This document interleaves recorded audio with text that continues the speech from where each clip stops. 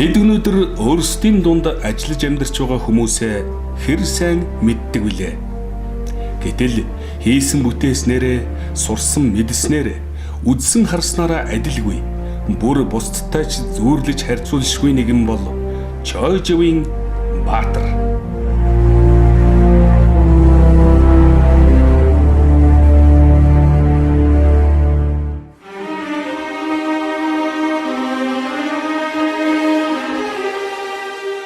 Батлан хамгаалахын их сургуулийн хүнд доктор, Оросын холбооны улсын аюулгүй байдал, батлан хамгаалах, хууль сахиулах салбарын гавьяат ажилтан, нүүдлийн соёл иргэншлийн академийн бэлгүүн номч эрдэмтэн, терроризмын эсрэг Монголын холбоо, Монгол хурандаа нийгэмлэгийн тэргүүн, доктор профессор, бэлтгэл хурандаа, зэвсэг түчин төдийгүй мордос зүүсэн цэргийхэнд амьд домог болсон энэ эрхмийг яавч эгэл жирийн нэгэн гэж хэлэмгүй.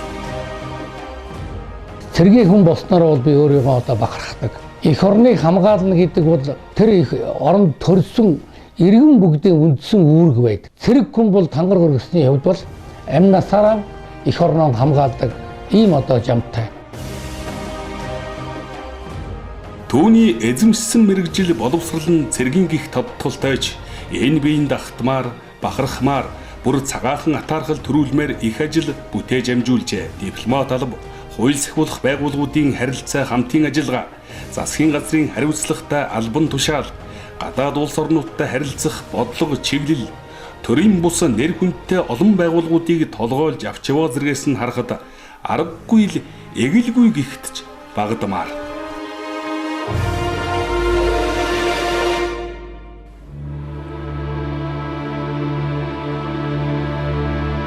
Их алтай салбар улс хасагт хайрхан уулын бэлд хаяагийн хотгорт Ембүү хэмээх баг шиг толгойн өвлжөөнд бэлгийн удирдлийн тооллын шорон өхөр жилийн өвлийн адаг сард нэгэн хүн мэндэлснийг эмэг ээж нь их барьж аван ирээдүйн алсын их харгуйг бэлэгдэн Баатар хэмээн нэрлэжээ.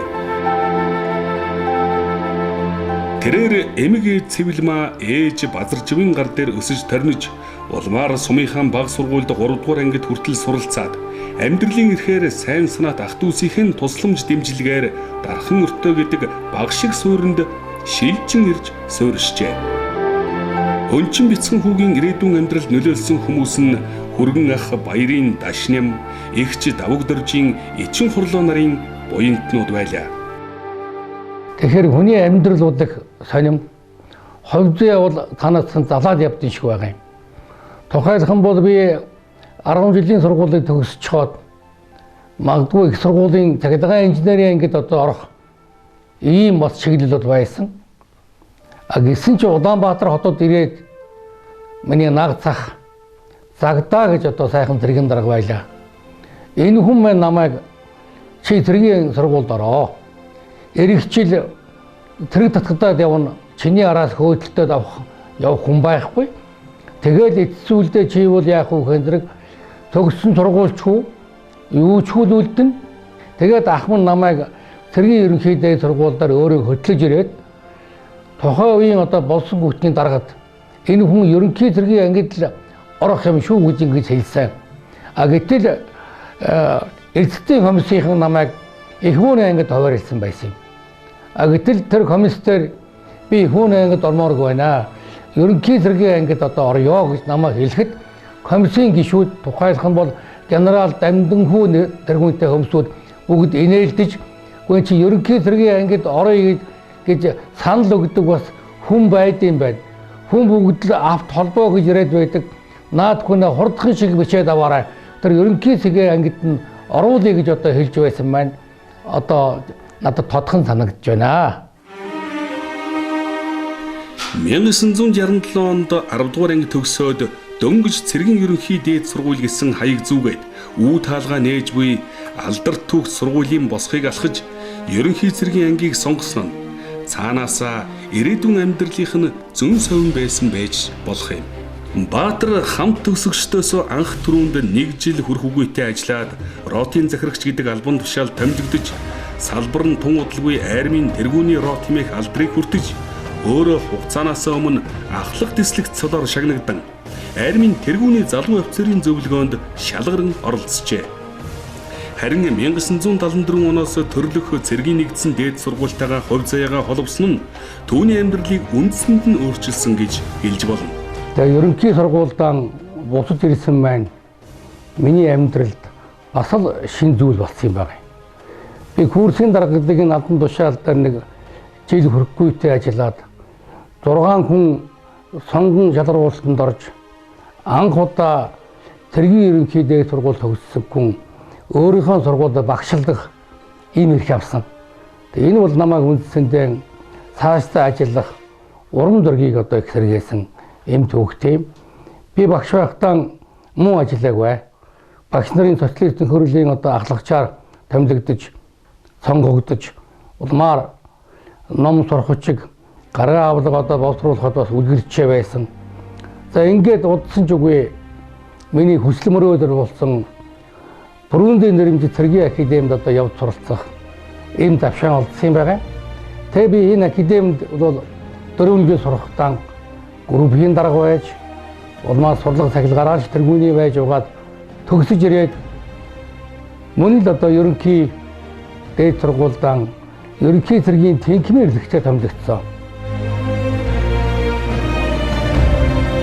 Актив төгсөж ирэхэд Батлан хамгаалах яамнаас зүүн баянд мот буудлын хорооны захирагчаар томилт өгөхөөр шийдвэрлэж байсан ч тухайн үеийн цэргийн нэгдсэн дээд сургуулийн удирдлага Батлан хамгаалах яамны сайд Ёндан дээр орж ерөнхий цэргийн тэнхимд 200 гаруй сонсогчтой багш нар ачаалал ихтэй сургалтад дэг журам төдийлөн сайн биш.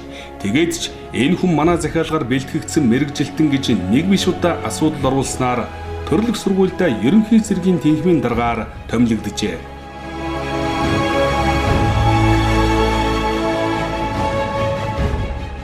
Би Монголын ардын арминд шилдэг цэргийн дарга командлагч нарыг бэлтгэж өгөхөд миний ажил амьдрал бол энд ихэнх цагаан өнгөрүүлсэн. Би энэ албыг бараг 7 жил одоо хийж үзсэн юм байна.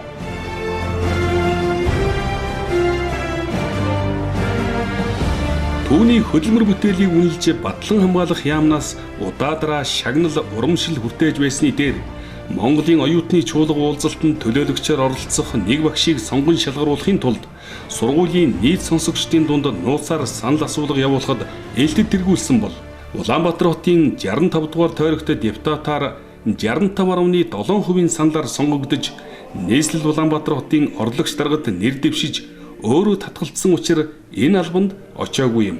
Гэсэн ч түүнийг армийн командлал цэргийн нэгдсэн дээд сургуулийн орлогч захирал армийн офицеруудын сургалтын төвийн анхны даргаар дэвшүүлсэн. Шинээр зохион байгуулагдсан төвийг богино хугацаанд хөл дээр нь босгосон амжилтыг дээд удирдлага өндрөөр үнэлж хурандаа хэмээх эрхэм цолыг хугацааны өмнө олгож улмаар Оросын холбооны улсад суугаа элчин сайдын яамны дэргэдэх цэрэг агаарын цэргийн атшаанд туслах цэргийн параметрал хариуцсан төлөөлөгчөөр сонгон шалгаруулж явуулсан байна. За энэ алба бол үндсэндээ миний арга гэрийн амьдрал, миний хувийн амьдралд бол одоо эргэлт хийсэн гэж болно. Би урд нь дандаа цэргийн одоо хүн байсан бол энэ албанд очоод дипломатын алба, энгийн алба, гадаад харилцааны алба, тэгээ бусад цэрэг техник, тагнуул бүхэл юмд одоо суралцаж өөрийгөө одоо тэнгил шавхсан энэ тухайгаа ч гэсэн би хойч залуу үед бол хэлж явдаг. Ажлыг эхэлсэн бол заавал дуусгаж бай. Ажлыг сайн хийхэд бол өөрөө шалтгааллах бүхнийг одоо хийж байх энэ зүйтэй юмаа гэсэн юм санааг бол би хэлж явдаг да. 90-ад оны зах зээл эхлээд улс орон айрам хүндхэн байлаа. 2 жилийн өмнө төлбөрийн хийгээ сургаггүй болсон офицер ахлагч нарын хувцсны материал 40 мянган метр даав Батлан хамгаалах яамны сайд дэслэгч генерал Жаданба Заабаатар минь чи олон хүний дундаас шалгарч энэ албанд томилогдож байна. Үнэн дээр чамаас бусд нь бараг жилийн өмнөөс өргөдөл түүхээ бичиж хөөцөлдсөн. Харин чамд итгэл хүлээлгэж даалгавар биелүүлнэ гэж шууд сонголоо. Зарим хүмүүс нутаг нуггаад илдвэ юм ярьж л байна. Тэд юу ярих нь хамаагүй. Би улс их орны эрх ашигыг л бодлоо. Чи тэр хувцсны материалыг олж явуул чадвал чи биш. Би чамайг дэмжснийхэн төлөө наандаж сайдын зөвлөлийн цаандаж армийн бие бүрэлдэхүүний өмнө нүүр бардан байх болно гэж хэлсэн байна. Энэхүү хүндтэй бөгөөд хариуцлагатай даалгаврыг Баатар уйггүй хөөцөлдөж бүхэл боломж нөхцлөө ашиглаж чадсанаар үйлдвэрт нь дахин хийлгэж 3 сарын дараа Монголд ирүүлж офицер ахлагч нар маань хувцсан оюулжээ.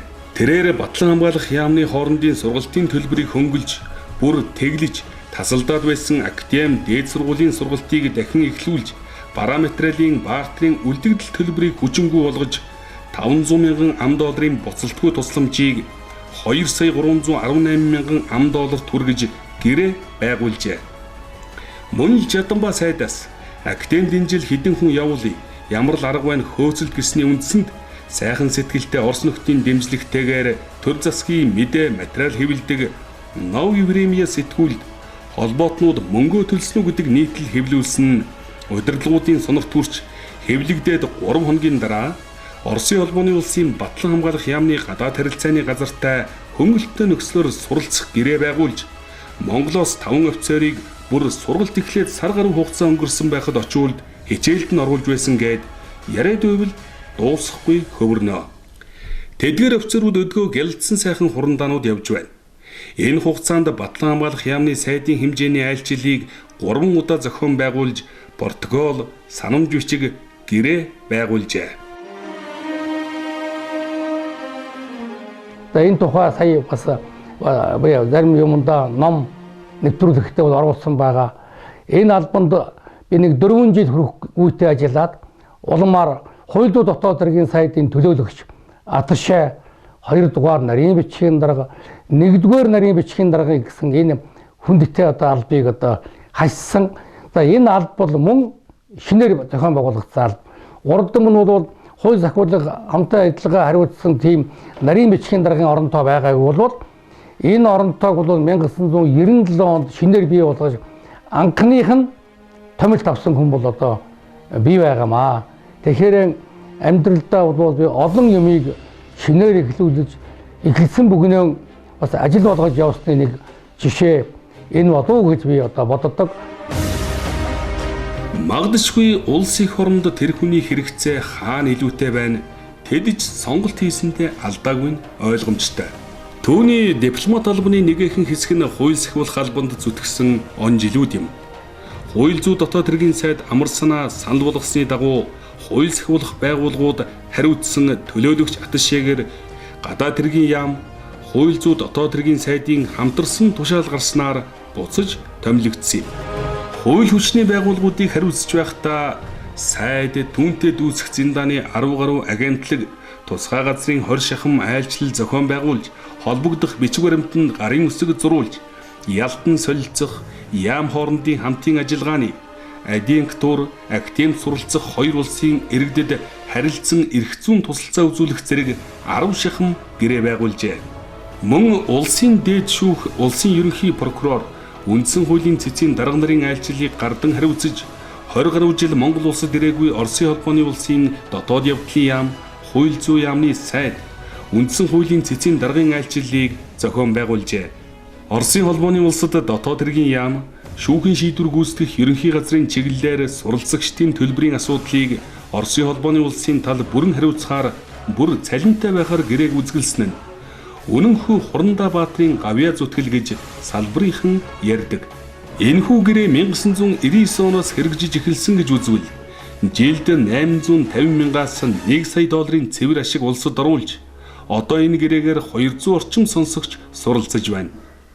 Тодтож хэлэхэд 2 улсын дотоод хэргийн яам хоорондын хамтын ажиллагааны шугамар 2001 онд Оросын холбооны улсын дотоод хэргийн яамны 2ч 1-р оролцогч сайд оролцсон 14 генерал 20 гаруй хурандаа нарын бүрэлдэхүүнтэй төлөөлөгчдийг бүр сайдын тусгай ажлын онгоц хөлөглөн Улаанбаатарт дагуулж ирж байсныг эргэж дурсахад аргагүй л зангарахтай эгэлгүй төрийн төлөө хоёргүй сэтгэлээр төрсөн эрхэм хүн гэж бахархахаас өөр арга алгаа. Миний юу хийдэг, юуг чаддаг, юу мэддгийг намайг томилсон дарга нар л одоо сайн мэдэх бах. Зүгээр хүмүүсүүдийн амьдралд байдаг л да. Ер нь одоо ажил албаны хувьд өгсөж уруудах, албан тушаал буух. За миний хувьд бол ерөөсөө айрмаас тэргийн сургууль төгс гарснаас хойш албан тушаал бууж би яваагүй. бүх албыг шатраад нь дэвшиж явсаар байгаа л сүүлд нь ерөнхий сайдын зөвлөх хүртэл ингээ явхад нэг л нас маань 60 гарцсан байсан учраас би одоо тэтгэвртэй гарахаас өөр аргагүй болсон. Аримд ажиллаж байх хугацаанд би ахлах төслөгч, хушууч, хурандаа гэдэг энэ эрхэм хүндтэй цоллыг бас хугацааны өмнө одоо авч байсан. Энэ бол одоо миний ажлын үзүүлэлт бол одоо энэс харагдах болов гэж бас бодож байна. Баатар нь дипломат албаны цаг наргүй их ажлын хажуугаар өөрийгөө боловсруулах, сурч мэдхийн төлөө уйггүй хөдөлмөрлөдөг. Чухамдаа тавьсан зорилгодоо хүрдэг нэгэн гэж хэлж болно. Түүний тодорхой жишээ гэхэд 1997 онд эдийн засгийн академид бизнес удирдлагын чиглэлээр эдийн засгийн ухааны докторийн зэрэг хамгаалж 2003 онд Оросын холбооны улсын ерөнхийлөгчийн дэргэдэх аюулгүй байдал хууль эрх зүй батлан хамгаалах академийн профессор, улмаар мөн академийн академич жинхэнэ гишүүнээр сонгогдож терроризмын эсрэг тэмцэлд оруулсан хувь нэмэр олон улсын хэмжээнд тавьсан элтгэл зэрэг бүтээлэн үнэлүүлж Европын холбоо, Бельгийн банкын дэргэдэх мэдээлэл зүйн академийн саналаар Гранд доктор гэдэг алдрыг батламжилж олон улсын эдийн засаг бизнесийн аюулгүй байдлын академи хүндэт профессор цол олгожээ. Цэргийн мэргэжлийн суурь боловсралтай хүн хууль зүй дотоод хэргийн сайд Улаан, Батболд, Нямдарж, Одбаяр, Мөн хоригл нарын 5 сайдын зөвлөхийг тасралтгүй хашина гэдэг урд өмнөж байгаагүй хоошидж гарахгүй бизээ. Гэхдээ энэхүү томилгоо итгэл хариуцлага хэндэж хизээч дахин давтагдахгүй түүхэндээ цорын ганц гэж хэлж болно. Ерөнхий сайд Санжийн Баяр одоо намайг дуудаж та дипломатын албанд иргэд томилогдох уу? Танд одоо боломжтой Европын оронд одоо явуулах юм боломж байна гэсэн. Би үгүй гэсэн. Баярлалаа. Надад итгэл хүлээлгэж байгаад нь баярлалаа. Би явмаг байна гэсэн. За. Таныг бас би аль бажлыг жаахан дээшлүүдий гэж бодсон та явахгүй бол одоо яах вэ гэсэн. Удсанчгүй би одоо яг санжийн 5 сарын 9-ний өдөр яг энэ ялалтын баярын өдөр намайг дахин дуудаж ерөнхий сайд маань танд алба өгч байгаа. Засгийн газрын бүрэн эрх төлөөлөгч гэдэг энэ алба гарсан. Энэ бол зам өвд урд хөлийг тохируулнэ. Байдал хүндхэн байна. Улс орны эдийн засаг хүндхэн байна. Танаас санал асуухгүй. Та явна гэсэн. Тэгээ энэ албанд одоо би очиж ажилласан юм түүхтэй юм. Надыг очих үед бүс нутаг ямар байсныг бол манай Монголд ард түмэн одоо мэдэх байх, санаж байгаа байх. Тухайлах юм бол ачаатай машин улсын хөлийг гарч явах гэж 30 хоног иргэд хил дээр сааддаг. Улсын хил 7 хоног хүртэл одоо хаагдж байсан ийм үед би очсон. Очоод бол би 3 сарын дотор байдлыг хэвэн болгож чадсан. Бүгд найрамдах Хятад ард улсын хил хяналт хийгээд Ирээн хотын удирдлага бүр цөхрөлд ороод байсан үе байлаа. Тийм ч учраас засгийн газрын бүрэн эрх төлөөлөгчийг засгийн газрын хэрэглэх газрын дэд даргын статустай, дэд сайдын зэндан хангамжтай, зөвхөн ерөнхий сайдад захирагддаг эрх даргатай томилсон нь бүс нутгийг тохируулах зорилго агуулсан юм. Энэхүү хүндтэй бөгөөд хариуцлагатай албан нь Монгол улсын түүхэнд анхных бөгөөд мэдээж олон шалгуур сонголт хийж Хурандаа Баатрыг засгийн газрын хуралдаанаар оруулан хэлэлцэж баталжээ. Тэрээр очоод 3 сарын дотор журманд нь оруулж буцчир хүртлээр 1 хоног бүхэл 1 цаг улсын хөлийг саатуулахгүй байж ачаатай машин 1-3 хоногоос хэтрэхгүй зогсож ард иргэдийн бухимдал арилж 2 улс хил бомтын үйл ажиллагааг хэвэн болгож чаджээ. Хурандаа Баатрын ажлын арга барил бүтээл сэтгэлгээ одоо ч гэсэн замын үд ирээнийхэнд ам дамжин яригдж хийж бүтээсэн зүйл хэлж ярьж байсан домог шиг сонсогдох болсон байна. Хүн төрлөختөн нийгэм сууд ухаантан чадварлаг зохион байгуулагч авьяасныг төрүүлдэг гэдэгчлэн бидний дунд ч бас төр нийгмийн зүтгэлтэн иргэний нийгэмд армийн нэрийн хуудас цэргийнхэнд ерөнхий цэргийн загалмайлсан эцэг хэмээн нэрлэгддэг энэ эрхэм хурандаагаар мэрэгжилтнийх нөхд нь бахархаж магтахаас өөрөөр яах вүлээ. Надад ганцхан бодлого байсан. Энийг армийн хурандаа бараг тэтгэвртэй гарсан нөхөр ирж чад ажил унгаалаа гэж олон түмэнд хэлэх вэ гэж айдаг байсан.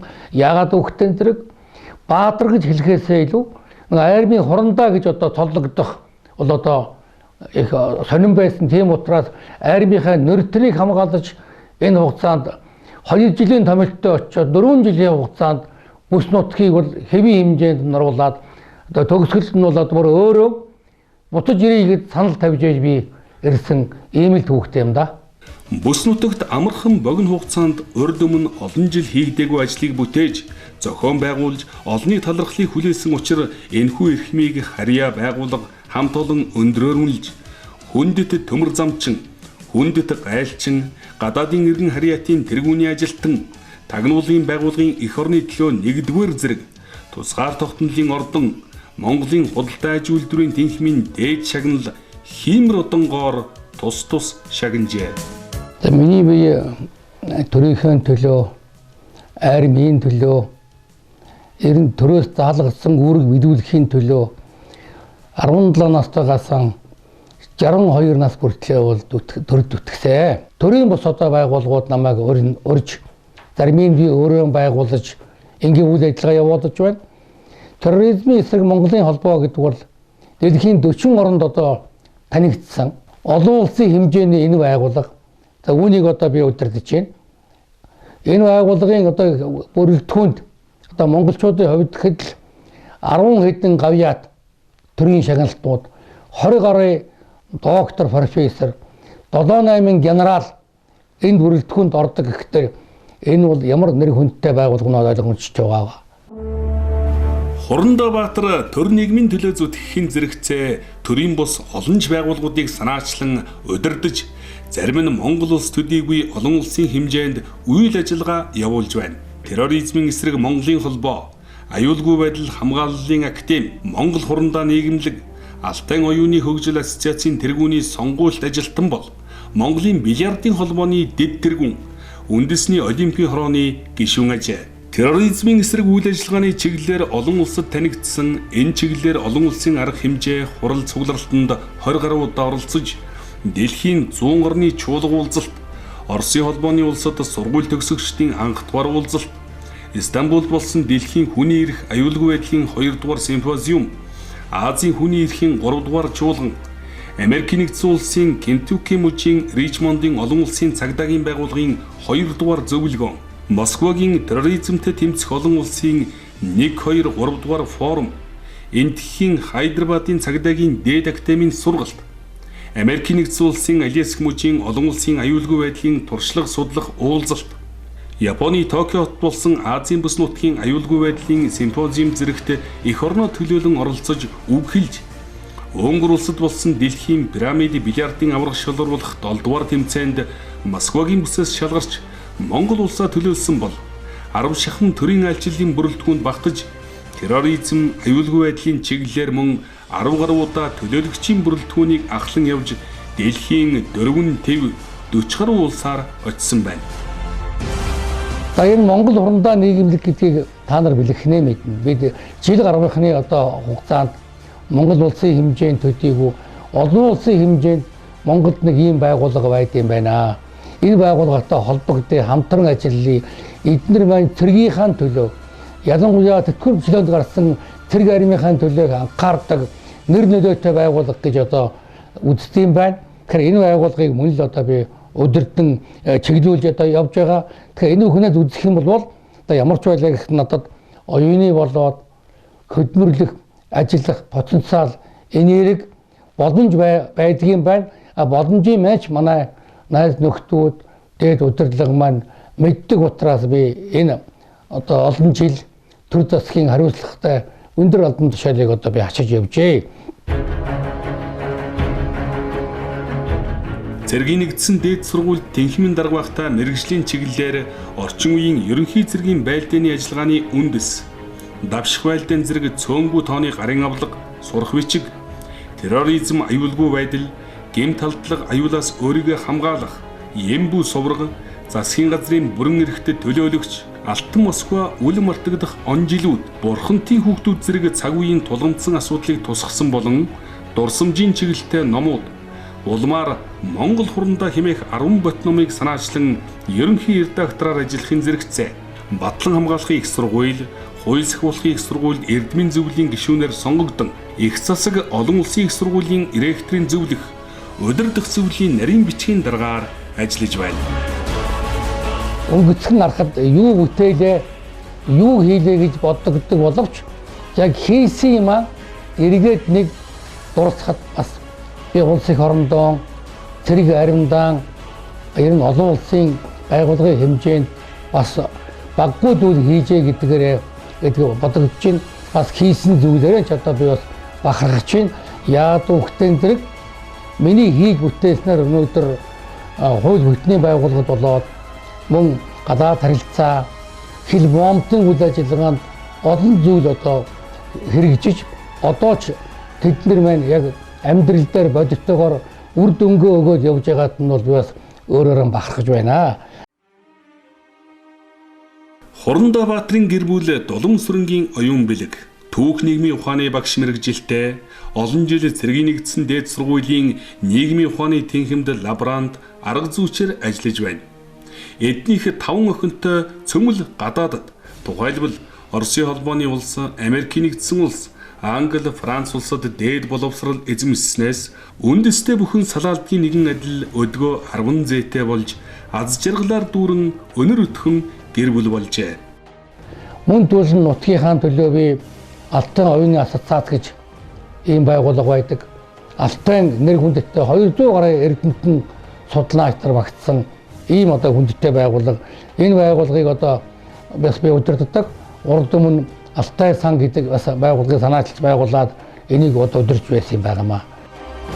Доктор профессор Хурандаа Чойжвин Баатар гэж ийм нэг эгэл даруухан эрхэм 60 гаруй насыг насалж ажил амьдралын өргөн удам замыг туулахдаа хийсэн бүтээснээрээ олон түмний бахархал болж хойч үедээ үзүүлж харуулах юмтай. Москвад бол Хурандаа хэмээн алдаршиж өмнөд хил дээр Бэтмен хэмээн цоллуулан хууль хүчнийхэнд терроризм хэмээн тодтогдож айрамдаа бол ерөнхий цэргийн хэмээгдэж хаач явсан ажлыг ундруулж бүтээж явдаг нэгэн. Төр нийгмийн зүтгэлтэн зохиолч нийтлэлч бэлтгэл хурандаасан жаргалын хүрэл жандсан оргил түрх зам бэрхшээлтэйч үргэлжилсээр номныхон өмнөтгэл үгэнд хүн гэдэг ухаант бодголч нь амьдралдаа зоригтой, зорилгоо биелүүлэх арга зүйтэй, хүсэл тэмүүлэлтэд хүрэх бүрэн итгэл төгс, түүнээсээ эрч хүчээр сэлбэж өөрийгөө байнга цэнэглэж явдаг юм байна. Өчүүхэн би 70 насны босгалахдаа янз бүрийн шатанд том жижиг алба хашиж төмөн олонтой ажиллаж явахдаа дээрх үгэнд минь яах чаргагүй дүүцсэн жинхэнэ эзэн хаяа овогт Чойжвин Баатар гэдэг их гарын нуугдмал эрхэмсэг даруухан хэрнээ эгэлгүй ховорхон эрдэм чадалтай нэгэн эрхмийг олж таньж мэдлээ хэмээн өвүүлсэн байдаг. Тийм ээ. Морин туурайгаар дэлхийг тамгалсан их хаадын сүр хүч, мөнх тэнгэрт дуусагдах цэцэн мэрэгдийн бэлэг оюун, Монголын төлөө цоглох зүрх сэтгэл Чойжвин Баатарт бий.